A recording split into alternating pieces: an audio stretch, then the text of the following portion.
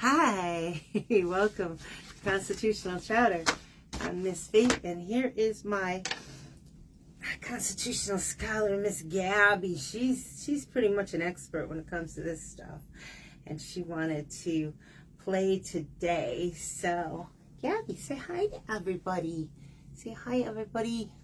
This is Gabby. She loves our Constitution, huh? Mwah. All right. Oof. Well, we're going to be dealing with her hair in my face, but you guys are already used to that. Tonight, we are going to finish up our amendments, 21st to the 27th Amendment. And then next week, we're going to talk a bit about the articles of the Constitution. So, and we have a question that somebody was kind enough to send in last week, and that's going to be addressed specifically when we get to the 25th Amendment, and that's about presidential succession. And that was a perfectly timed question, so thank you for sending that in. Well, we're going to start with our 21st Amendment, and if you remember last week, we were talking the 16th to the 20th Amendment, and right in there fell the 18th, which was prohibition. Well, the 21st Amendment wouldn't have existed if it wasn't for the 18th Amendment. It's a very special and unique amendment, the only amendment that repeals another amendment. Now, of course, all amendments make needed and hopefully progressive, beneficial changes to our Constitution. Things needing to be changed, like abolishing inhumane practices like slavery, allowing all adults to vote regardless of gender or race. Oh, that's it. That's all Gabby has right now. So the 21st Amendment is the first and only amendment so far that repeals another earlier amendment. The 18th was a prohibition of alcohol, the manufacturing, transportation, and sale of alcoholic beverages in the United States. And this, that was the 18th. So the 21st comes along and it takes and allows alcohol to be sold in the United States. But it's unique in another way, that it is the only amendment so far to have been approved by the state ratifying conventions rather than by vote of state legislature. So there are two ways that you can amend the Constitution. We will talk about that in the articles. There's 7 articles to our Constitution. Next week, we'll be talking about Article 1, 2, and 3, which are the 3 equal branches of our Constitution. And then farther down, I believe it's Article 7. It's how you amend the Constitution. So that's going to be exciting. But speaking specifically about the 21st Amendment, the fact that they decided to go with state ratifying conventions rather than by vote of state legislature is important. This was done because the temperance advocates, those that were really anti-drinking alcohol for any reasons whatsoever, were still pretty strong in their state legislatures. And so supporters of repeal were, rightfully worried about angering this, big portion of, political power and strength. So instead of making, alcoholic beverages legal nationwide, just with like a blanket amendment, what the 21st Amendment does is it made the transportation or importation into the states up to the states themselves, whether or not they chose to make it legal. So they basically decriminalized it, just as we have seen it happen without an amendment so far, but we've seen it happen with marijuana. Pretty much they're decriminalizing it. They can play games with it if they want, but right now it's up to the states if they want to legalize it or not. So this is kind of what happened with this amendment. They were like, we're going to allow the states to decide if they want to keep their states dry, if they want to allow them to, bring alcohol in. And they allowed the states to decide for themselves. Mississippi was the last totally dry state until 1966. The 22nd Amendment, ratified February 27th, 1951. So this is the amendment that the President of the United States is limited to 2 terms in office. And it limits to 1 term, anyone, like the Vice President, who served more than 2 years as president while finishing out someone else's term. So for some reason, the president no longer can serve, president's out, something bad happens, or, they get sick, they have to retire, something happens, they can't serve out their term. So the next person in line in succession, which we'll talk about in Amendment 25, moves into that place. And if that person serves more than 2 terms as president while finishing out their term, then they are limited to 1 term as president in the future, should they wish to run again and get elected. Now, this amendment came about in a roundabout way because George Washington and every other president after him always followed an unwritten rule of respect. We actually had respect in our politics at one time. We actually followed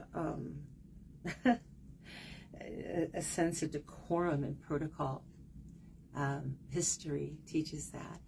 And George Washington and subsequent, every other president afterwards until Franklin Delano Roosevelt always had 2 terms, and they were content with that.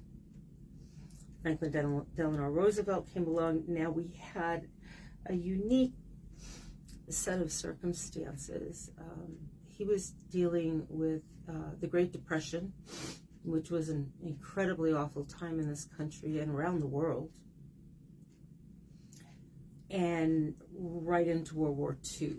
So it was horrible upon horrible,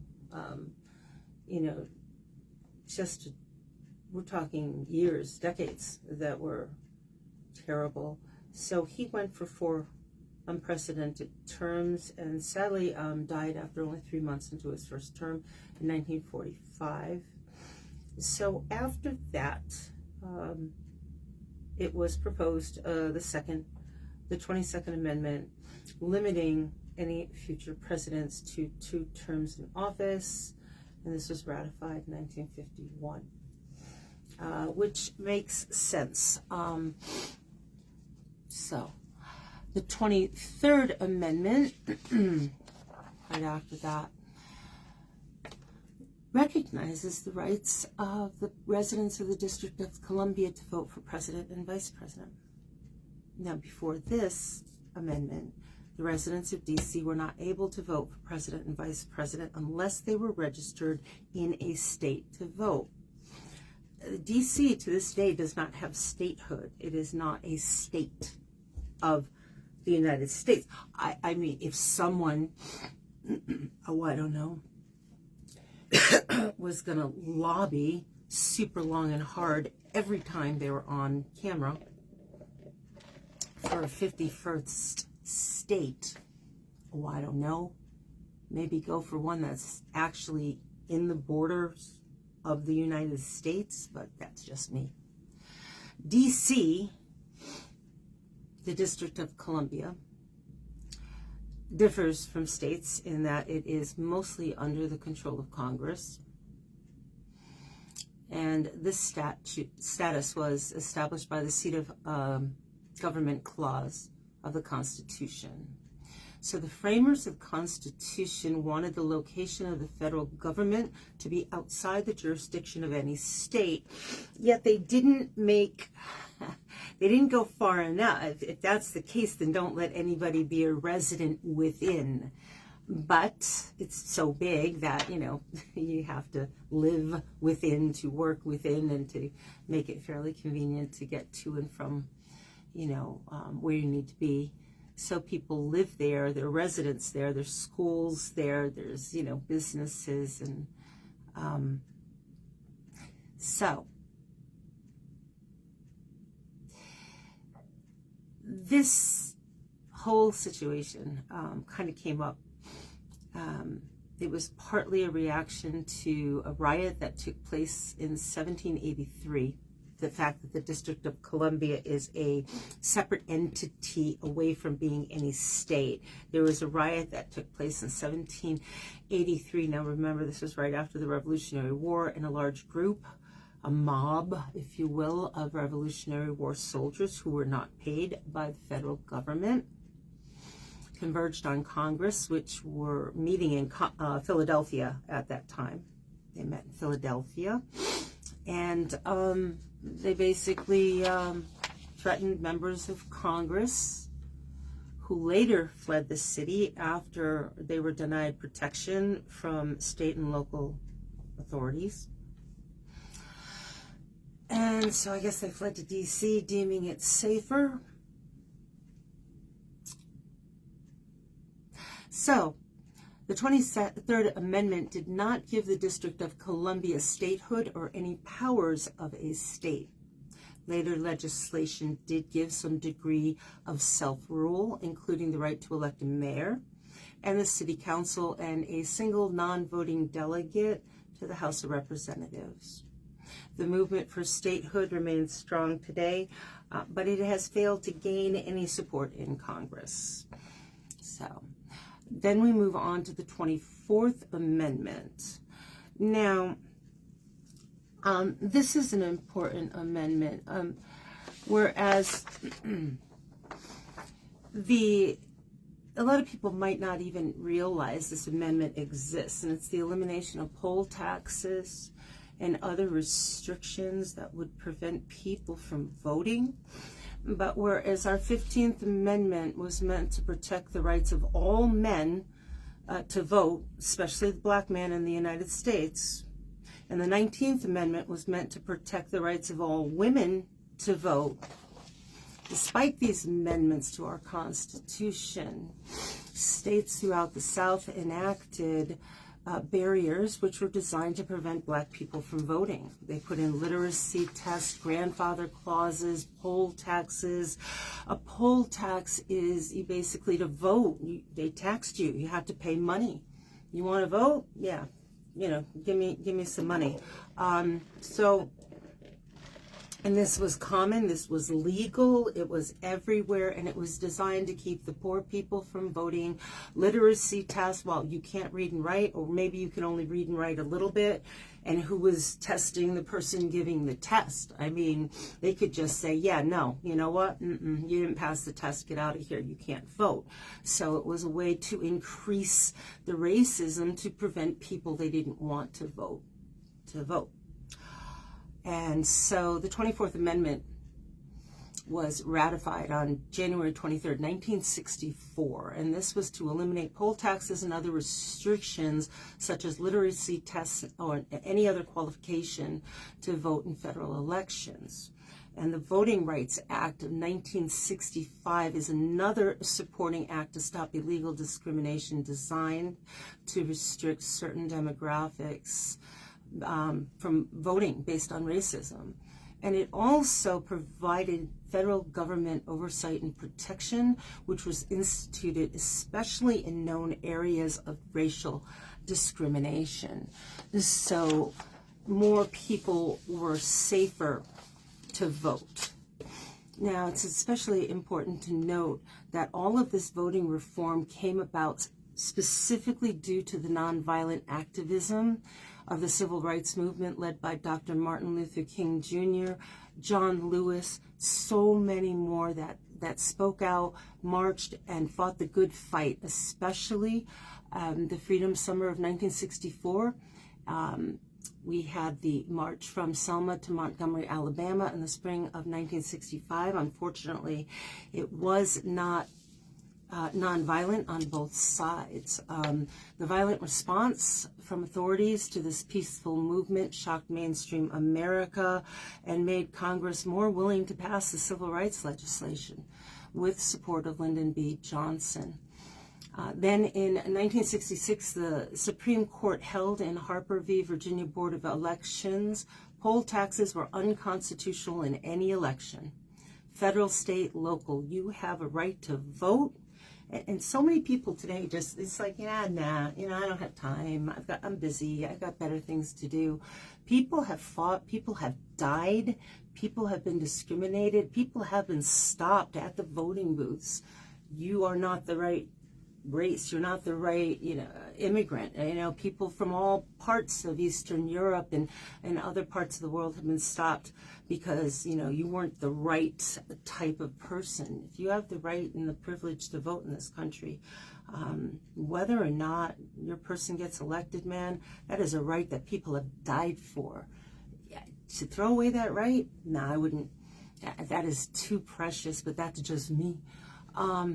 So right now, the court grounded its decision in the Equal Protection Clause of the 14th Amendment, not the 24th Amendment, which applies only to federal elections. So right now, everyone has the right to vote if you are the right age, and if you are registered to vote in your city, town, federal elections, and that's what it says in our Constitution. There's a lot of movement about, you need to, show all kinds of identification. You got to find your original birth certificate, or, you've got to, I don't know, find a four-leaf clover that was, born or grown on a Thursday or some such nonsense. As complete and total BS. The Constitution guarantees your right to vote. And anyone that tries to stop you, well, they should know the Constitution better, especially if they're running for election. These are lawmakers. These people we vote for are writing the laws. They damn sure should know what the law is. So then we get to the 25th Amendment. This is where somebody asked a question last week, and I appreciate you asking the question. The succession of the President of the United States, should they become unable to fulfill their duties? Well, let's talk about that. All right, so the President, say something happens and he can't fulfill his or her duties, there is an actual Presidential Succession Act, and this went into effect in 1947. Now, if you remember history from school, 1947 was just wrapping up World War II, and because we had developed nuclear technology, the bomb, and the ability for not just one person to be assassinated, but to have a mass casualty type of event, such as that series, really great series on Netflix, I think it is, Designated Survivor, where like the entire, government is wiped out and one person remains or something like that. They actually thought about that in 1947. And so the Presidential Succession Act, should the president become incapacitated, die, resign, is unable to hold office, is removed from office, it goes down the list. And hope to God that this doesn't, happen to everybody all at once. That would be absolutely catastrophic. Not just for the United States, but for the entire world. After the president, it's the vice president. Then it's the Speaker of the House, President pro tempore of the Senate, Secretary of State, Secretary of the Treasury, Secretary of Defense, and the Attorney General, Secretary of the Interior, Secretary of Agriculture, Secretary of Commerce, Secretary of Labor.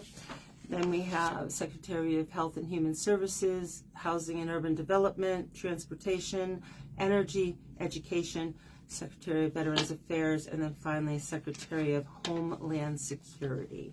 So that is, you know, all 18 people after the president in succession. But this now seemingly easy to understand part of our Constitution lately has come up for all sorts of interpretation. You know, can a president that served 2 terms serve a 3rd term? And everyone's like, yeah, sure. We're figuring it out. Stuff. Yeah, you know, at the end of the day, we have to go back to our Constitution and precedent set by case law. And that means not just because somebody thinks it applies.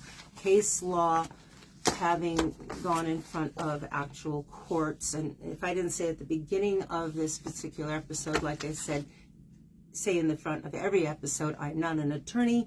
I just studied our Constitution for the last 40 years because it's connected to the witch trials of the 16th and 17th century.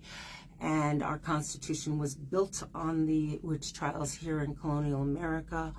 And so I've always studied it, and I find it fascinating. And every single person should know their Constitution, because if any time your constitutional rights are violated, I mean, they're yours.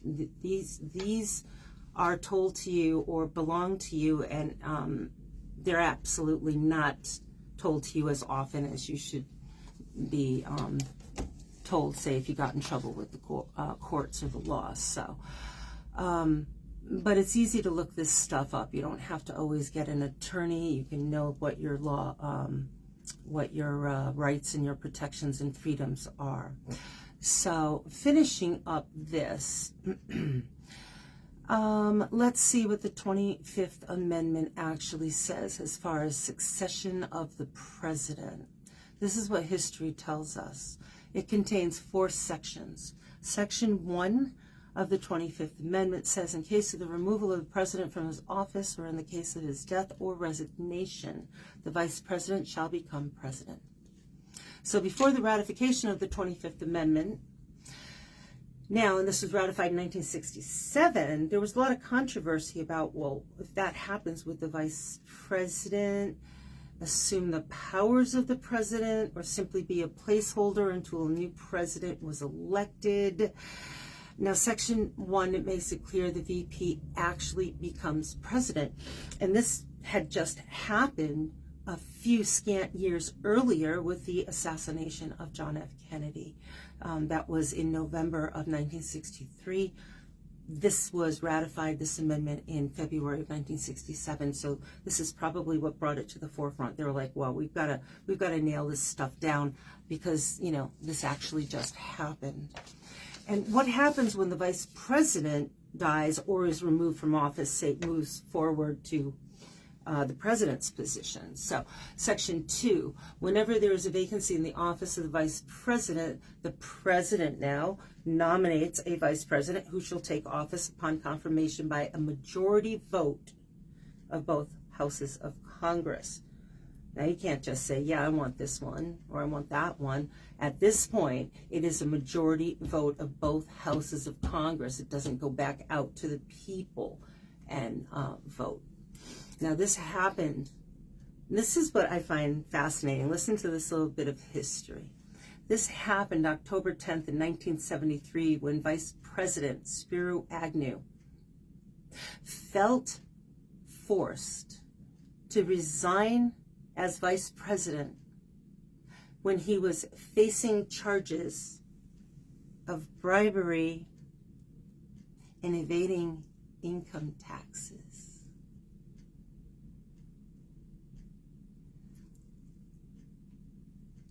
I don't mean to be flip when I say that's it.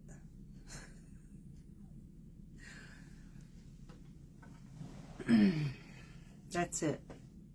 Bribery and evading income taxes. He's like, oh, you caught me. I got to resign. As I said earlier in this particular broadcast, we at one time had a sense of decorum and respect in our politics. And it wasn't that long ago. Yeah, for the good old days. President Richard Nixon nominated Gerald Ford to serve as VP, and his nomination was approved by Congress because Spiro Agnew was in that position, and so Nixon had to replace him. And then again on August 8th, 1974, President Nixon himself felt forced to resign due to the Watergate scandal. That was just, wiretapping, the Democratic National Committee, and I didn't even look that up. That's just what I remember. And I was about 10 at the time. 74. I was like 11. My mother had it on all day on the TV, and we were like forced to watch it because there was nothing else to do after school. So we're sitting there watching it. But it was fascinating because I remember it, and that was his scandal. He actually resigned the presidency. Ford became president and nominated Nelson Rockefeller, who was confirmed by Congress. Section 3 details what the president must do when he or she cannot fulfill their duties. At this point, the president simply sends a written note to the president pro tempore of the Senate and the Speaker of the House of Representatives. The vice president then assumes the role as acting president, not president, until the president then indicates in writing that they're able to resume their duties. Now, this came into effect a number of times, most recently when Presidents Ronald Reagan and George W. Bush both used Section 3 when undergoing surgery. So when a president is under anesthesia, they need to invoke this particular Section 3 because they're totally under and unconscious and unable to be, they just can't be woken up from a sleep. So Section 4 indicates how the vice president and the majority of the cabinet, it indicates for them how to remove the president from office if they feel the majority of the cabinet and the vice president come to an understanding that the president is no longer able to discharge their duties as president. The group of people has to submit a written declaration to the, again, President pro tempore of the Senate and the Speaker of the House of Representatives that they feel that the president is unable to fulfill his or her duties. Once this is done, the vice president assumes the office of the acting president, and to reverse this status, the president simply has to submit in writing that no disability exists, I'm perfectly fine, and you can see the potential problem with this. So after this, if the vice president and the cabinet still feel that this person needs to be removed, they have 4 days to transmit a written declaration saying the president is unable to discharge their duties, and then it goes to a vote to both houses of Congress, both the House of Representatives and the Senate, and they both must have a 2/3 vote, both houses, to remove the president. If they don't get that, then the president remains in office and probably has a very contentious relationship with the vice president and the rest of his cabinet. So, yes. So I don't know. I can't remember through history that that's ever happened. I have to look that up. So then we have the 26th Amendment. Now, that's when the legal age changed from 21 to 18 to vote. As a matter of fact, in some states at that time, this was ratified July 1st, 1971. It was actually lower. It was like 20 years old, 19 years old. It was different ages in different states. But this was the fastest amendment ever to be ratified in 107 days. It was ratified July 1st, 1971. I believe it was first introduced in March of that year. And this was because of the Vietnam War. We were sending men as well as women over to Vietnam to fight. And the attitude was, if they're old enough to die, then they should be old enough to vote. And many times they couldn't vote. They changed this and they made the voting age 18 in all states, local, state, and federal elections, and it remains that way to this day. And then we finish up with the 27th Amendment. this restricts Congress from increasing their pay until after the next election. What's really cool about the 27th Amendment, besides it being the very last amendment we've had up to this point, it was not passed until May 7th, 1992, so that was the last amendment we've had. But it was originally introduced in 1789 as part of the Bill of Rights as our Second Amendment. Now, as you know today, our Second Amendment is the, have a well-regulated militia and the right to bear arms with the Heller decision. But this one was originally suggested that Congress be restricted from increasing their pay until after the next election, and they were like, yeah, no, we don't like that, so we're going to wait, and they did. So they waited until May 7th, 1992. It was actually a college student that found this and basically started working on, trying to get this, actually passed, and went and actually found that you didn't have to just write letters to your Congress people from your state, that you could write letters to every single congressperson in the country. And he started a letter writing campaign because he thought that, one, resurrecting an original amendment that had been tabled back in 1789 would be just super cool, and also putting a few guardrails on Congress was not a bad idea. And so this actually passed, and now they can only give themselves a raise, but only after they have been re-elected. So that begs the question, why pay elected leaders at all? Well, the framers thought about that back when they were first constructing the whole government, and they decided, well, they were worried that if elected leaders served without getting paid, it would prevent poorer people from running for office, because they would just be serving without getting any compensation. So poorer people would need to feed their families, so they couldn't serve unless they were getting paid, so it would keep the poor people out. And if they were not paid, they would be subject to outside influences and be more susceptible to corruption. Well, it's a good thing we don't have that. That would be terrible. My goodness. And most importantly, that if not receiving a salary from the national treasury, that only the rich would be able to serve, as was the case in Parliament back in the day in good old England. So we finally got that one passed, and now they can only give themselves a raise after they get elected. And a lot of people aren't aware, but we have an election every 2 years in our country.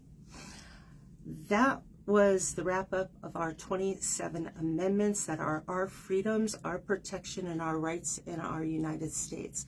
Our 27 amendments do not just protect American citizens.